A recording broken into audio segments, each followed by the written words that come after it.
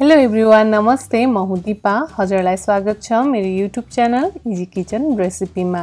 आजको रेसिपीमा मैले हजुरसँग सेयर गर्नको लागि एकदमै स्वादिलो बनेर तयार हुने नयाँ खालको रेसिपी लिएर आएकी छु। आज भने म हजुरसँग बनाएर सेयर गर्दैछु साँधेको आलुदम।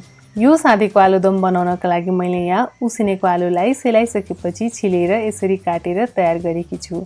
यसरी आलुदम बनाउन लिएको आलुलाई चाहिँ हामीले एकदमै फतक्क गल्ने गरी उसिन्नु हुँदैन, ठिक्क पारेर उसिन्नु पर्ने हुन्छ। धेरै गिलो गरी उसिनौँ भने यो चाहिँ आलुदम पकाउँदा टासिन्छ र आलु फुट्ने हुँदा यसलाई चाहिँ हामीले ठिक्क मात्रामा पकाउने। आलुदमको लागि आलु तयार छ। अब यसको लागि मसला तयार गर्न मैले एउटा सानो कचौरामा थोरै बेसार राखेँ। बेसार राखेसँगै यसमा मैले रातो धुलो खुर्सानी राखेँ। रातो धुलो खुर्सानी राखे सँगसँगै यसमा मैले जिराको धुलो राखेँ। जिराको धुलो राखेसँगै यसमा थोरै धनियाको पनि धुलो राखेँ। अब यसमा ठुलो चिया चम्चाको 2 चम्चा पानी राख्ने र यो मसलालाई राम्रोसँग घोल्ने।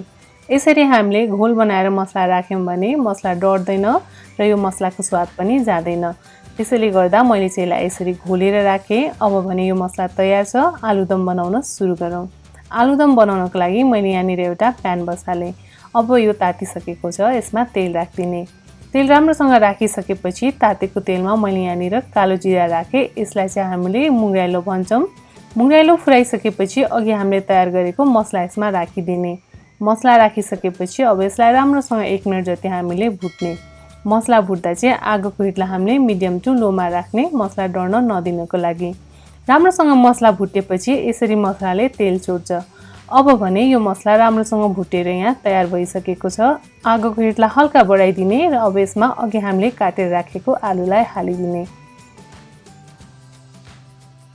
सबै आलु राखिसकेपछि आगोको हिटलाई मिडियम टु हाईमा राखेर अब यसलाई हामीले राम्रोसँग चलाएर भुट्ने। मसलालाई केही बेर आलुसँग यतिको भुटिसकेपछि अब भने यसमा स्वादअनुसार नुन राख्ने। नुन राखिसकेपछि यसलाई हामीले 1 मिनट जति राम्रोसँग चलाएर भुट्ने।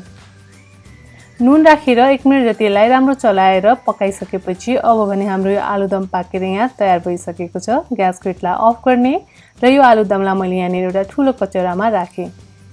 सबै आलुदमलाई ठुलो कचौरामा खनाइसकेपछि यसमा चाहिँ मसिनो गरी काटेको एउटा मिडियम साइजको प्याज राख्ने। प्याज राखे सँगसँगै मसिनो गरी काटेको हरियो खुर्सानी राख्ने स्वादअनुसार। यो सँगै अब यसमा राख्ने कागतीको रस।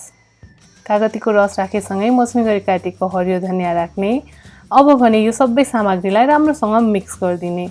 केही बेर यसलाई यतिको मिक्स गरिसकेपछि अब भने हाम्रो हेर्दै खाउँ लाग्दो साँधेको आलुदम बनेर तयार भइसकेको छ। हजुरले यसलाई चिउरा रोटीसँग खान सक्नुहुन्छ। यो एकदमै स्वादिलो हुन्छ। हजुरलाई यो रेसिपी कस्तो लाग्यो? एकदमै छिट्टो मिठो आलुदमको नयाँ खालको रेसिपी एकचोटि अवश्य ट्राई गर्नुहोला।